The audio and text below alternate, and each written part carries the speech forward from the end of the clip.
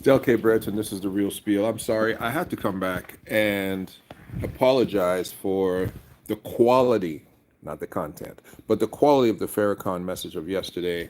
I don't understand exactly why it was so bad, but in a better scenario here, I would like to do a quick recap. I would like to do a quick recap, if possible, of that Farrakhan message. And my greatest issue is that Farrakhan is supposed to be a black nationalist that speaks to the consciousness of black people. Farrakhan is well into his 70s. Farrakhan has met King. He's met Malcolm. He's been through the civil rights movement. Farrakhan should know better than to blatantly endorse Donald J. Trump. Farrakhan, have you been cloned? And the gist of the message from yesterday wasn't that Farrakhan is cloned, is that Farrakhan has been paid off. And you don't have to pay off Farrakhan. Farrakhan is a rich man. Farrakhan's a very rich man. And it doesn't make sense that the Nation of Islam, under the leadership of Farrakhan, speaking on behest of the black consciousness and liberation that black people, in the eyes of any student of modern black history has seen, has not been achieved. The true liberation of black people in America has not been achieved. The true liberation of black people in Canada has not been achieved. And for Farrakhan to lead the charge of this broken two-party system where black people have to choose between a bad choice and a worse choice, where black people have to choose between incompetence and moral looseness, and an individual who fans the flames of white nationalism, who fans the flames of the Proud Boys, and of individuals who would essentially try to put America back into a pre-Lincoln era. It makes no sense to me. For Farrakhan to make statements like Donald Trump is real, it doesn't make sense to me. What is real, Farrakhan? What is real? Are you speaking the modern vernacular of this generation, calling individuals real because they are uncouth? They don't have the capacity to speak actual facts. Donald Trump is a liar. You know, Donald, I don't understand it, David. I don't understand the support for Donald. Donald Trump is a liar. Donald Trump has lied multiple times. He's lied when he said he saved the HBCUs. Obama gave more money to the HBCUs than Donald did. He lied when he said that he's the best president for black people since Abraham Lincoln. Historically, an oxymoronic statement, since Abraham Lincoln was not doing anything for black people. He was trying to destabilize the South. He was trying to take control of a nation by, of course, hopefully liberating the largest portion of the Southern Army and the Southern wealth system was black labor, free black labor, and of course, free black soldiers. And so he was trying to utilize a strategy. He was not a man operating solely on consciousness, and therefore saying that Abraham Lincoln was a good president for black people is the same as saying Lyndon was a good president for black people.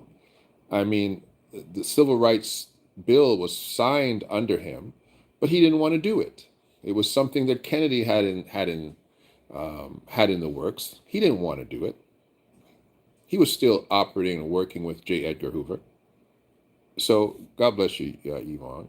To Shiloh, the Shiloh Institute is what we are, and this is Del K. Brereton, and it is the real spiel. And I apologize that some of the jewels of what I dropped yesterday were unseen because of the bad network. There is no clarity in the eyes of Black America anymore that we can sit back and allow individuals like Farrakhan to shape your moral compass, to shape your political or ideological compass, for you to sit back and to close your eyes to the glaring racial division caused by Donald Trump when he served as a one-term president, to just close your eyes to the criminality, to close your eyes to the whether you call it a conspiracy or whether you call it an actual attempt to allow for his own government to be overthrown. He breaks everything that is American in respect to a transfer of power. The only thing that makes America work is the concept of a transfer, a peaceful transfer of power. He is he has given the Negro in America false hope for an actual equal place at the table when his job was always and still always is to serve or to entertain the table. And my issue with black people in America is that they haven't woken up to the fact that they are just loosened chattel. They are still functioning as the extension of white supremacy.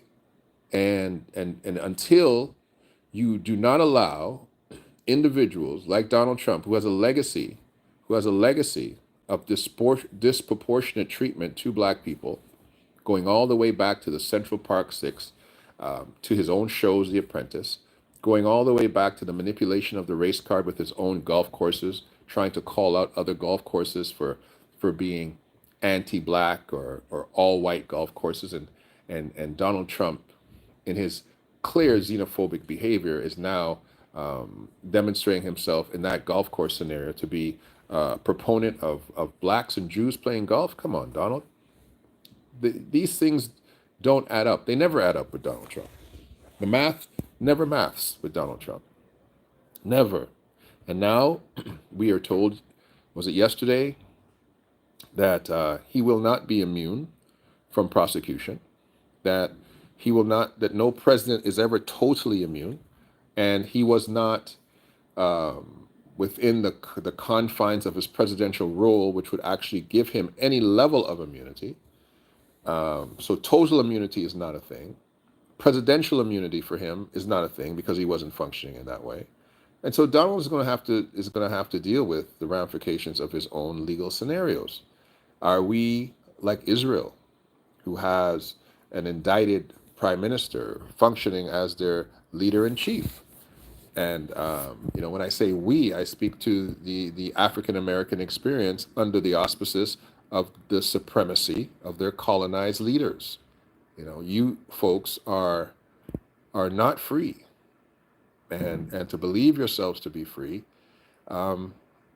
is simply delusion.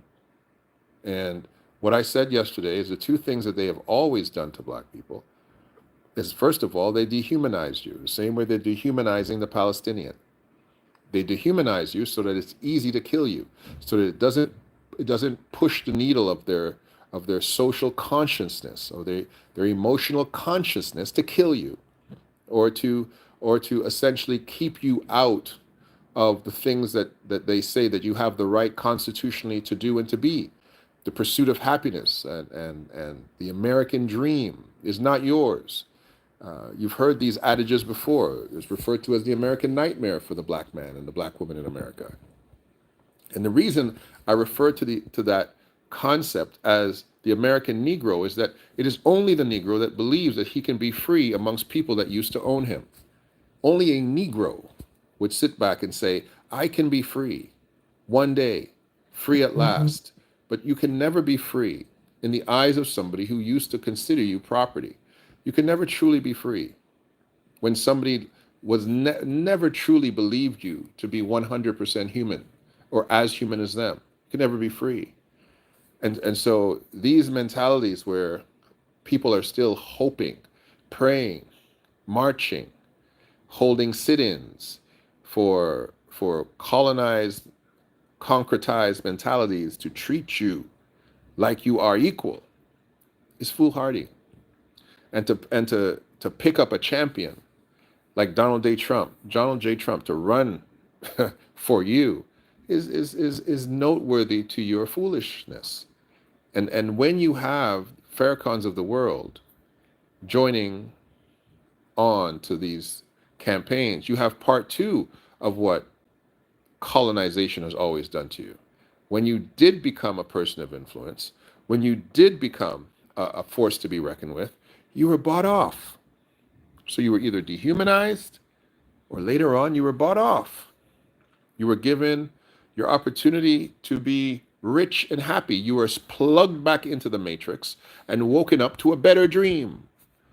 But you were never to wake your people up. And clearly, they are telling Farrakhan to put Negroes back to sleep. And this was what I was saying last night. I hear what you're saying, but if Jim Crow, Joe too, I'm voting for the couch. I'm not exactly sure what you're saying, Akil. I just clarify it for me. What I said yesterday, and I'm trying to keep in context what I said yesterday, was that black people simply need to abstain and stop participating in a mechanism that doesn't work for you. You simply need to abstain. You you need to become abstainers, or you need to put your money together, your initiative, your ingenuity together to have a third party that is a black party. And I said this yesterday. If Barack Obama ran as an independent in a black party, would he have been the president of the United States? And I left that as a rhetorical question. The answer is possibly. And, aren't you tired that they are still recycling the same old white folks to run for office in America? Aren't you tired? And if they do try to find someone new, it is usually someone to run as a gimmick, like Kamala Harris. So, like our Candace Owens. These are gimmick individuals. These are people who say very bright things until they become powerful enough, and then they will be paid off. Candace Owens is still hoping that Donald Trump would have pushed her to be running for president right now. She wanted to do that. She was hoping that the Donald would back her now. And she doesn't know what to do with her loyalty or with her voice.